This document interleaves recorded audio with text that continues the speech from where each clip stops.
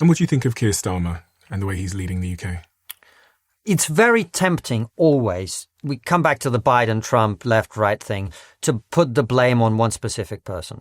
I don't think he's doing a good job for the reasons that I told you. We've got the highest tax burden in peacetime history. So he's driving business through the floor. I know that you and I have never spoken about this, but I bet you could name 50 people off the top of your head who've left the UK to go to other places, who run businesses. You're nodding, right? For people listening. Yeah. Well, why is that happening? Because the business climate here is not good. Mm-hmm. The taxes here are very high. And also the quality of life here has declined. And generally, I think maybe the first point you said about climate, there's a pessimism. Yes. Why is that? Why is that? It's self-fulfilling. Yes. It's like a self-fulfilling pessimism where founders who are in my portfolio that I've invested in will come to me and say, hi, we've just sold 10% of the business for 20 million. Yeah. And then the next sentence will be their escape plan. Mm-hmm. And that didn't used to happen even 10 years ago. And that's because of government policy. That's the only way that this happens, right? Because if the government, A, keeps taxing you up to your eyeballs, and B, keeps telling you that you are evil, which is what it does, right? If you're rich in Britain, you are evil. That's the algorithm we have. And we treat successful people, we immediately assume that they're privileged people. My pet theory is that this goes back to the landed gentry. The idea that in this country, if you were rich, there was a time when that was almost certainly because your dad was rich, or at least people thought that. And so this sense that if someone is successful economically, financially, it's probably because they've benefited from some sort of ill-gotten privilege. It permeates everything. In America, people don't feel that way. They go, you've been successful because you've worked really hard and you've had a great idea. I'd love to learn from you. I'd love to be more like you. In Britain, we go, you've been successful. We got to tax you. So if the government keeps taxing you and then telling you you're a bad person while you pay the overwhelming share of the taxes in the country, it's not a great place to be. If I come home tonight and my wife says, yeah, you earn all the money, but you're a dick and I don't like you and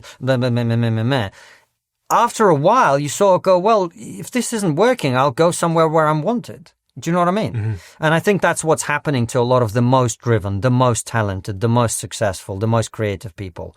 And so we're driving out the business. We're driving out the entrepreneurs. Then on the industrial side of it, we talked about it before. Net zero basically means that any energy intensive business is completely unviable in Britain. And I'm sure you've seen this with AI and lots of other things. You go to where you can do your business. Then on top of that, you add regulation, particularly in Europe, which restrict your ability to do things again. So there's this, and it doesn't have to be like that. It wasn't like that in the 90s in this country, right? There was a positive go-getter business climate. And you can do that again. You just have to have a leader who is willing to do that. And Starmer is the opposite of that.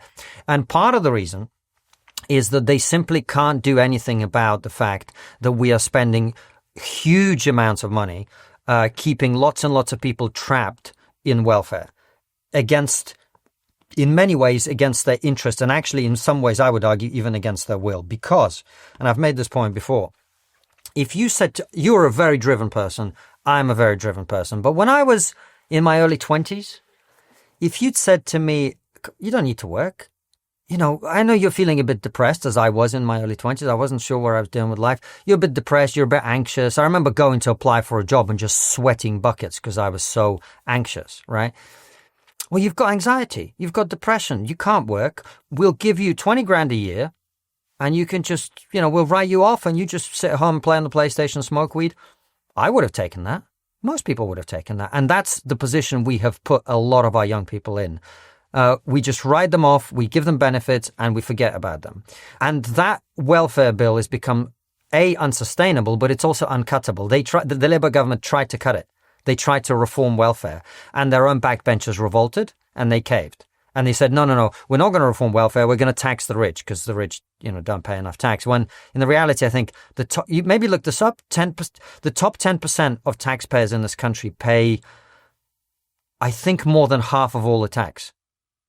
Probably significantly more than half of all the tax. But look it up. I think the top 1% pay 33% of all the tax. Fact check me on this. Okay, so the top 10% of taxpayers pay 60% of all income tax. Yeah. And also, what's the other one? The capital gains as well. If you look up capital gains, it's basically the same. So if you put those two together, which is basically what we pay on earning, the top 10% pay 60% of it. So what happens when you chase out those people, which is what we're doing? What happens to your tax base? You get less and less tax. That means you have to tax the people who haven't left yet more and more in order to pay people who are net consumers of tax revenues. According to HM Revenue and Customs data, in the UK, the top 1% pay 30% of all income. I said 33, so 30, yeah. Yeah. So what happens when you say that 1% are evil and they must pay more? 1% pay 30% of all the tax. It's funny. I'm quite a torn person on this subject because I represent kind of two sides of this argument. The first side of the argument, I just have this sort of visceral memory of being sat at my desk in Moss Side with these like bailiff letters on my right, the smashed up laptop on my left, knowing that I had no way of eating that day and thinking, do you know what I need to do? There's this thing called Job Seekers Allowance. And I was like messing with do I join it? Cause like right now I'm like scavenging for pound coins to see if I can buy some Chinese from Myeongda takeaway. And I printed off the forms. And the forms were there in front of me on the desk to apply for Job Seekers Allowance when I was maybe 18 years old, roughly that age, 18, 19 years old. And because I got so close, I have this huge amount of empathy for people that get to that point. And then on the other side, because I'm now in a different world and I'm around entrepreneurs so much who are so frequently telling me their escape plan from the UK that I feel the need to let the normal person that's listening to this podcast that maybe doesn't have the access to entrepreneurs or the inside conversations that I have with entrepreneurs know that when people come on the show and tell you that rich people will leave, it is my experience that rich people leave. And like, because there is an ongoing argument. No, they won't leave. And there are people pointing at different things. No, they leave. They leave. I mean, we just saw Revolut, which is one of the most successful companies emerge from the UK in recent times. It's probably going to be worth 100 billion. The founder left. Yeah. I think it's Dubai or somewhere he's gone to. And people say, well, Britain can't compete with a zero tax environment. We don't need to compete with a zero tax environment. People want to live in Britain still. You just have to stop clobbering them over the head and calling them evil, right? Yeah. Now, look, I can give you a sob story as well. Like when I was at university, I had to stop university because I couldn't pay for it. I slept on the street, in a park, blah, blah, blah, blah, blah. Empathy for days for people who are in that position. And there are lots of people, by the way, and this is important to say, Stephen, who are not in your position. They're not super talented. They're not predisposed to success. They're not as hardworking and motivated as you for whatever reason. Many people are disabled. Many people have all sorts of other issues. And of course, we've got to help them. But what we have done is trapped now hundreds of thousands, if not millions of people who could be working and have meaning and purpose in their life on welfare. And we're not helping them get off it because it's much easier to give them a payout and forget about them. That's what's happening. And so, I've had these views since before I was in any way successful. I just looked at what works. And when we talk about rich people leaving, the thing is, I don't care about rich people leaving. People who have a lot of money leaving is not really an issue for me. What's an issue for me is people who are going to create wealth leaving. So on that point, the founder of Revolut leaving the UK, Nick Strinsky, I think his name is, credible reports say that because he's leaving, there's going to be a £3 billion potential loss of capital gains tax that he would have paid had he not absconded to the UAE. Yeah. Now, to put this into more stark terms, what that means, I then did some research and I was looking at how many people it would take to pay that 3 billion, how many average taxpayers it would take to pay that 3 billion that we lose by him leaving. And it says roughly 450,000 average UK taxpayers, because the average UK taxpayer pays about £7,000 to £7,500 a year. So very simple math, 3 billion divided by 7,000 equals 430,000 people. So in plain English, that billionaire's potential tax bill is equal to the entire income tax of a mid-sized UK city for 1 year because that person decided to leave. Congratulations, you tax the rich. Congratulations. Now, 500,000 people have to pay more tax. Well done. That's what we're doing. And because it's become a moral argument, because the rich are evil in our mentality, people don't hear this point at all. It just totally goes over their head. They go, but the rich are evil. They must pay more tax. And you go, even if I agreed with you, it still doesn't work in practice. So if something is not working in practice, why would you keep doing it? I think as well, one of your other points was around what the UK has to offer them. And I think if the UK was really growth focused and, the energy point you made, energy was cheaper here, then that equation that these founders are making, whether to stay or to leave, would tilt a little bit further in our direction. So it's so difficult. And no disrespect to Dubai, but most people don't want to have to live in Dubai. I think the UK is a lovely, honestly. That's what I mean, right now. And I say this there's lots of great appealing things about Dubai, but if you dealt with crime in the UK and you had a growth focused mindset, you had a tax climate that encouraged people to start businesses and employ people, we wouldn't be losing these people. And we shouldn't be losing these people. They are the people who will create the wealth of the future, and they should be doing it here. They should be founding and keeping their businesses here. And if you did that, then you start to turn the whole thing we've been talking about around. Because ultimately, everything is about economics in this sense. The military is about economics.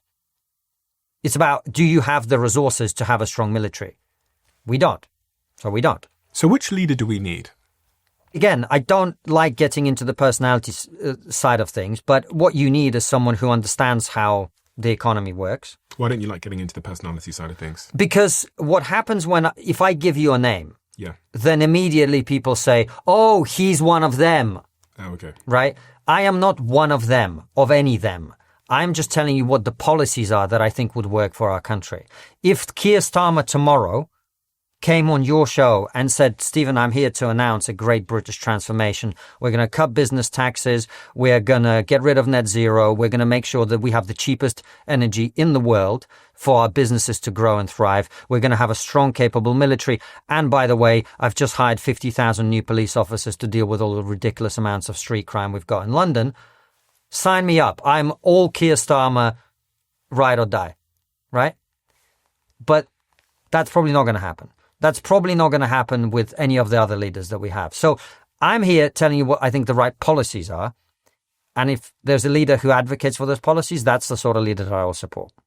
Only 18% of Britons view Keir Starmer positively. Yeah. With around 65 to 72% holding an unfavourable opinion. You're desperate for me to slag off Keir Starmer. I'm happy to do it. No, I'm actually not. I'm actually not. Do you know what? My opinion of Keir Starmer? Probably a really nice person.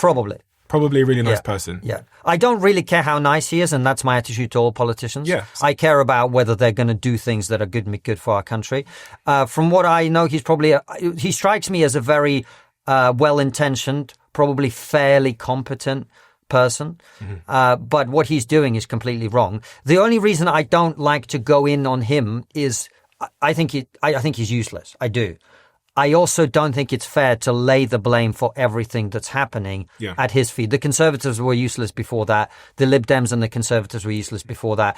The Labour Party under Blair were actually not useless. They were really, really good at doing terrible things to the country. They were very competent at doing that. So what we have had for now 1 to 3 decades is terrible leadership that's taken us in completely the wrong direction. I have to cite the statistics around his favourability or popularity because it puts everything you're saying in context, which is these ideas aren't popular. No.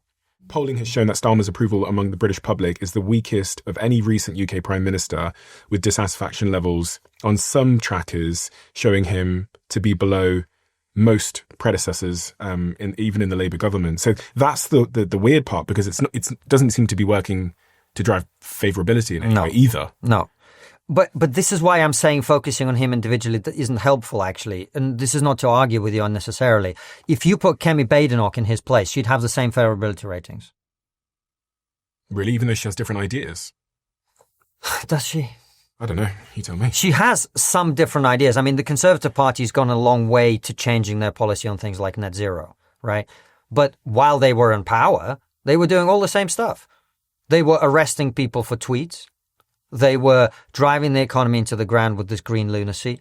They were the ones that oversaw the decline of our military. So in some ways, the personality conversation is really not that important here. What's important is a gigantic paradigm shift needs to happen to our attitude to everything. And one of them is dealing with unaffordable welfare. The Tories didn't do that.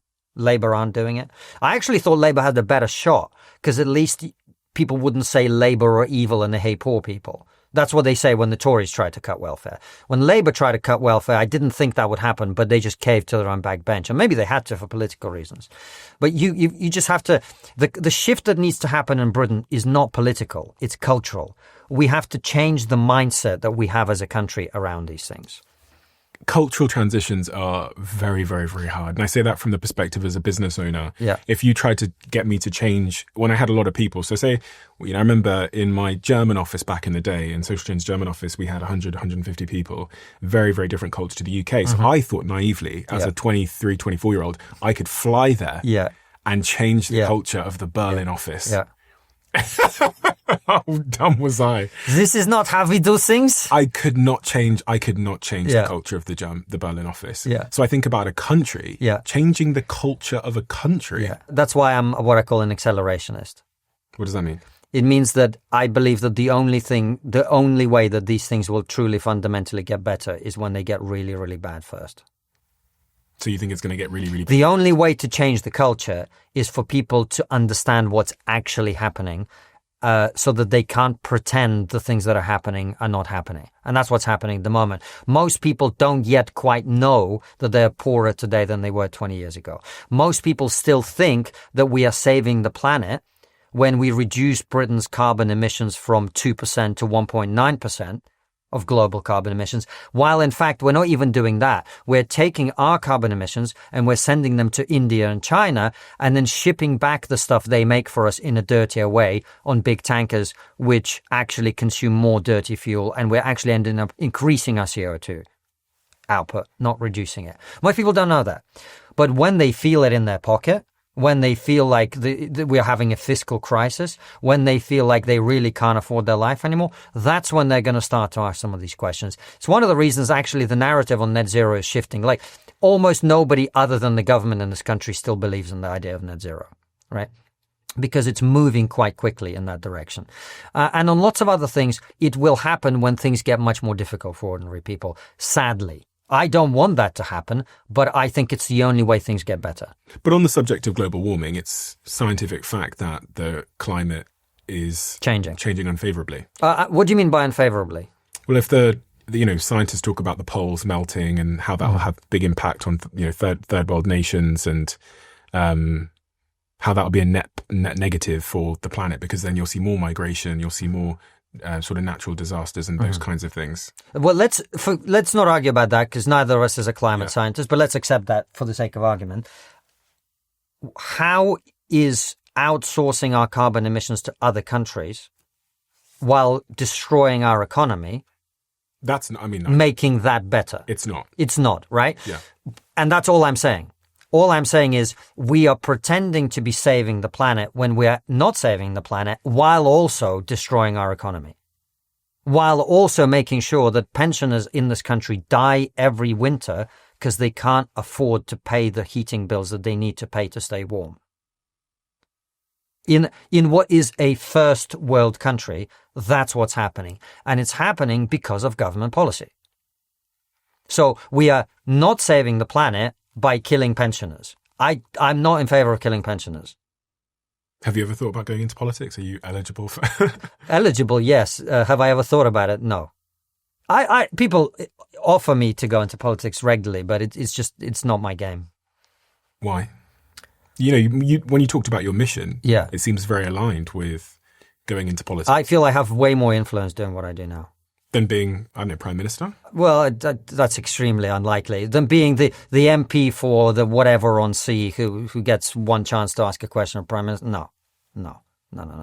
I get to speak to way more people and to persuade more people and to articulate ideas in a much more unfiltered sense. And I think that's really important in the modern climate. What happens when you become a politician is you start having to talk the party line, and then you suddenly don't quite follow what you actually believe. Now you have to adjust, and you have to say, well, the party believes this. Well, I'm not interested in speaking for the party. I'm interested for describing things in reality as I see them. And then if there are politicians who want to take that on, that's their job, not mine. I just don't have the temperament for it either. I'm much more interested in the truth than I am in getting along with people, coalition building, caring about potholes, all of this other stuff. In this multipolar world, this is how we got to the subject. I asked you who would benefit and is it a good thing? Yeah. And then I asked you, is it a good thing for Europe? And you said no. Yeah. Who is it a good thing for? China. Because they get to do what they want, whatever that is. They're much less restrained by the US. It's good for India, for the same reasons. Is it good for Russia? We'll find out. Possibly. Good for America? Yes and no. I think that is more complicated. I think America will be able to get what it wants in that world, but it's probably going to find itself in a lot more confrontations internationally, and that will obviously be a drain on its resources and its energy. If you love the Diary of a CEO brand and you watch this channel, please do me a huge favour. Become part of the 15% of the viewers on this channel that have hit the subscribe button. It helps us tremendously, and the bigger the channel gets, the bigger the guests.